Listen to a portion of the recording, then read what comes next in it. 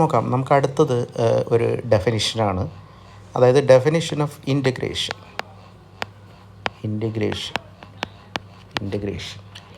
So എന്താണ് integration ഇത്ര define ചെയ്യാൻ എന്നുള്ളതായിരിക്കും. So actually this is a general ഡെഫിനിഷനാണ്. General definition of integration. So നമ്മളുടെ ജോലി തന്നെ അതല്ലേ, നമ്മൾ മൾട്ടിവേരിയറ്റിലേക്ക് ജനറലൈസ് ചെയ്തുകൊണ്ടിരിക്കുകയാണല്ലോ കൺസെപ്റ്റ്സുകളൊക്കെ. സോ ഇൻ്റഗ്രേഷനെ എങ്ങനെ ജനറലൈസ് ചെയ്യും? അപ്പോൾ അതറിയണമെങ്കിൽ ഇൻ്റഗ്രേഷൻ മൾട്ടിവേരിയറ്റ് കേസിൽ പല ആക്സിസുകളിലൂടെ ഇൻ്റഗ്രേഷൻ നടക്കുമ്പോൾ ഇൻ്റഗ്രേഷൻ്റെ ഒരു പ്രോപ്പർട്ടി അത് ഡയമെൻഷനാലിറ്റി റിഡക്ഷനാണ്. ഒരു ആക്സിസിലൂടെ ഇൻ്റഗ്രേറ്റ് ചെയ്ത് കഴിയുമ്പോൾ ഇൻ്റഗ്രേഷന് ഡയമെൻഷനാലിറ്റി ഒന്ന് റെഡ്യൂസ് ചെയ്യും. നമുക്ക് അതൊന്ന് നോക്കാം. ഫോർ എക്സാമ്പിൾ 3 വേരിയബിളുള്ള, അതായത് 3 ഡയമെൻഷനിലുള്ള അല്ലെങ്കിൽ ഒരു 3 സെല്ലിൽ ഹാപ്പൻ ചെയ്യുന്ന രീതിയിലുള്ള ഒരു ഫംഗ്ഷൻ ഞാൻ എടുക്കുകയാണ്. ഞാനിപ്പോൾ സാധാരണ ഫംഗ്ഷൻ എടുക്കുന്നുള്ളൂ. സോ ഞാനിപ്പോൾ XYZ എന്നുള്ള ഒരു ഫംഗ്ഷൻ എടുക്കും. സോ XYZ എന്നുള്ള ഒരു ഫംഗ്ഷൻ എടുത്തിട്ട് ഞാനിപ്പോൾ ഇതിനെ സപ്പോസ് ഇൻ്റഗ്രേറ്റ് ചെയ്യുന്നു എന്ന് വിചാരിക്കുക. I'm going to integrate 0 to 1 XYZ dz. ഇസഡിന് മാത്രം ഞാൻ ഇൻ്റഗ്രേറ്റ് ചെയ്യുന്നു എന്ന് വിചാരിക്കുക. What happens in this integration? ഇവിടെ 3 ഇൻ്റഗ്രേഷനുള്ള കേസൊക്കെ നമുക്ക് കൺസിഡർ ചെയ്യാം. സോ ഇവിടെ എന്താണ് ഈ ഒരു കേസിൽ എന്താണ് എന്ന് നടക്കുന്നതെന്ന് നോക്കിക്കഴിഞ്ഞാൽ നിങ്ങൾക്കറിയാം ഈ ഇൻ്റഗ്രേഷൻ എങ്ങനെയാണ് ഇപ്പോൾ ഹാപ്പൻ ചെയ്യാൻ പോകുന്നത്. ഇത് പാർഷ്യലി XY ഇൻറ്റു എന്ത് വരും, Z²/2 and you are putting the limit, it will become 1/2 and you will get XY/2. So what happened? This is actually a 2-dimensional function. So you start from a 3D function and you end in a 2D function. So ഇവിടെ ഒരു dimensionality reduce ചെയ്തു. So ഇവിടെ integration actually happen ചെയ്തൊരു 3 സെല്ലിലാണ് നമ്മൾ integration എഴുതുന്നെങ്കിൽ actually ഇതൊരു surface ആയിരിക്കും. ആ സർഫസിൻ്റെ ഒരു പാർട്ട് ഈ 3 സെല്ലായിരിക്കും. നിങ്ങൾ ഇൻ്റഗ്രേഷൻ്റെ ലിമിറ്റ് ഡിഫൈൻ ചെയ്യുമ്പോൾ ഈ സെല്ലിൻ്റെ ബോർഡറിലൂടെ ആയിരിക്കും അതിൻ്റെ ലിമിറ്റ് വരുന്നത്. സോ അങ്ങനെ ഇവിടെ ഒരു 3 സെല്ലിലാണ് ഇത് ഹാപ്പൻ ചെയ്തെങ്കിൽ ഇനി ഇതിനെ ഒരു പക്ഷേ വൈക്ക് ഇൻ്റഗ്രേറ്റ് ചെയ്യണമെങ്കിലോ എക്സ് ഇൻ്റഗ്രേറ്റ് ചെയ്യണോ, this is going to happen in a 2 cell. So അവിടെ എന്താ സംഭവിച്ചത്? ഡയമെൻഷനാലിറ്റി റെഡ്യൂസ് ചെയ്തു. സോ ഈ ഡയമെൻഷനാലിറ്റി റെഡ്യൂസ് ചെയ്തു എന്നുള്ള ആ ഫാക്റ്റ് ഈ ഇൻ്റഗ്രേഷൻ്റെ ജനറൽ ഡെഫിനിഷനിൽ നമ്മൾ നന്നായിട്ട് ഉപയോഗിക്കും. ഞാൻ ഈ പറഞ്ഞ കേസിനെ കുറച്ചുകൂടെ വിശദമായിട്ട് ഡെമോൺസ്ട്രേറ്റ് ചെയ്യാൻ വേണ്ടി ഞാനൊരു ഇമേജ് ക്രിയേറ്റ് ചെയ്തിട്ടുണ്ട്. ഇത് നോക്കൂ, ഇവിടെ ഒരു 3 സെല്ലിൽ ഉള്ള ഒരു ഫംഗ്ഷനാണ് ഈ ആദ്യം കാണിക്കുന്നത്. ഒരു 3 സെല്ലിലുള്ളൊരു ഫംഗ്ഷനാണ്.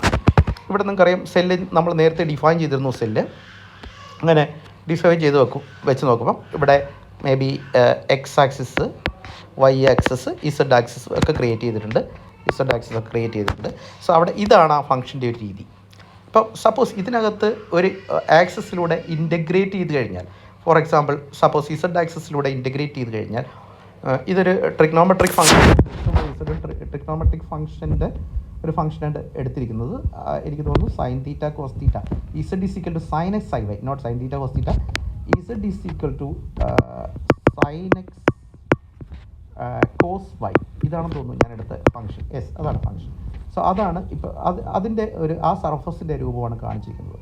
ഞാനപ്പോൾ അതിനെ if I integrate through X, ഇതിനെ എക്സിലൂടെ ഞാൻ ഇൻ്റഗ്രേറ്റ് ചെയ്ത് കഴിഞ്ഞാൽ what remains is this image.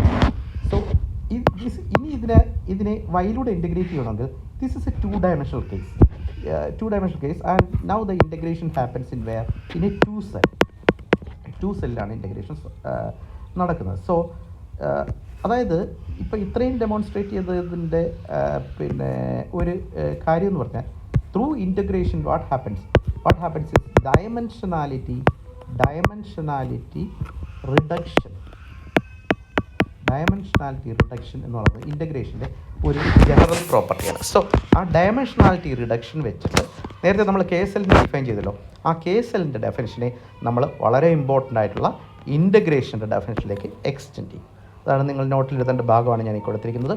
So ഇതൊന്ന് ഡെമോൺസ്ട്രേറ്റ് ചെയ്യാം അത് വെച്ചിട്ട്. Suppose that IK is a KSL in RK consisting of all x is equal to x1, x2, etc. xn. So ഈ ഭാഗം നമ്മൾ നേരത്തെ KSLൻ്റെ ഡെഫിനിഷനായിട്ട് പറഞ്ഞതാണ്. അപ്പോൾ IK ആണ് ഇവിടെ KSL എന്ന് എടുത്തിരിക്കുന്നത്.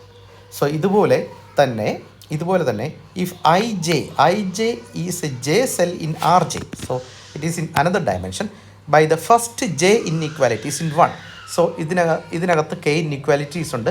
ഇതിലെ ആദ്യത്തെ ജെ ഇൻഇക്വാലിറ്റീസ്, ഇത് I is equal to 1 to k ആണല്ലോ.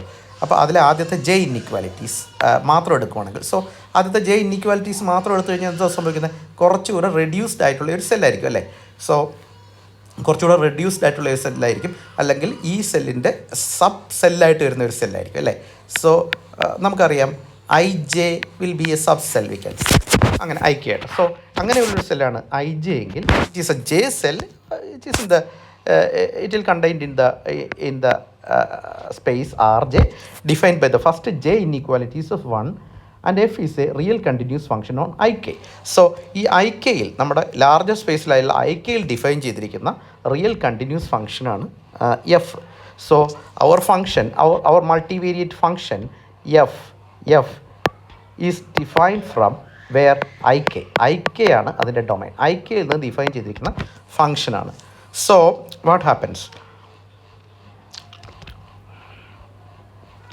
Now we put f is equal to fk and define fk minus 1 on ik minus 1 by, now we put f is equal to fk, f നെ നമ്മൾ fk എന്ന് എടുക്കുന്നു, and we define fk minus 1 on ik minus 1. I K minus വണ്ണിൽ ഞാൻ F K minus one define ചെയ്തു, അതായത് ഒരു dimensionality reduce ചെയ്തു, അവിടെ function F K minus one ചെയ്യുന്നു.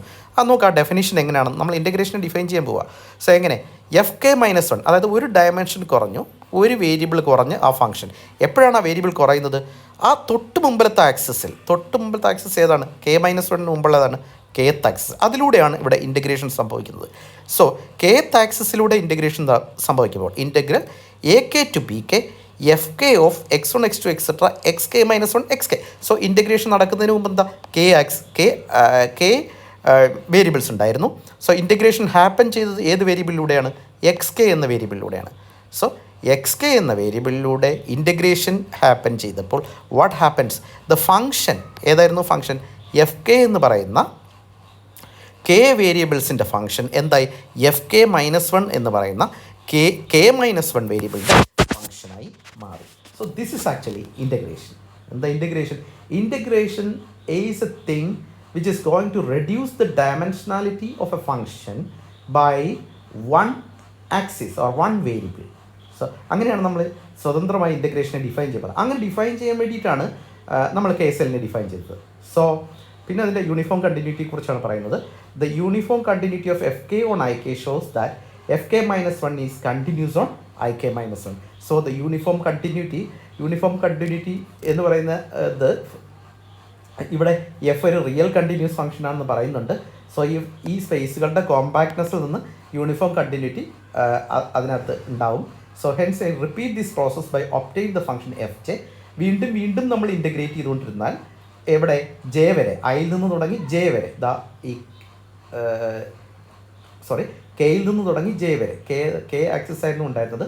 കെ ആക്സിസിൽ നിന്ന് തുടങ്ങി ജെ ആക്സിസ് വരെ ഇൻ്റഗ്രേഷൻ റിപ്പീറ്റ് ചെയ്തുകൊണ്ടിരുന്ന ഏതാ integral over X, integral over Y എന്ന് പറയുന്നത് പോലെ ഈ ഇൻ്റഗ്രേഷൻ റിപ്പീറ്റ് ചെയ്തുകൊണ്ടിരുന്ന if you repeat this process, ഇവിടെ ഇൻ്റഗ്രേഷൻ എന്ന് പറയുന്നില്ല കാരണം നമ്മൾ ഇൻ്റഗ്രേഷൻ ഡിഫൈൻ ചെയ്യുകയാണല്ലോ.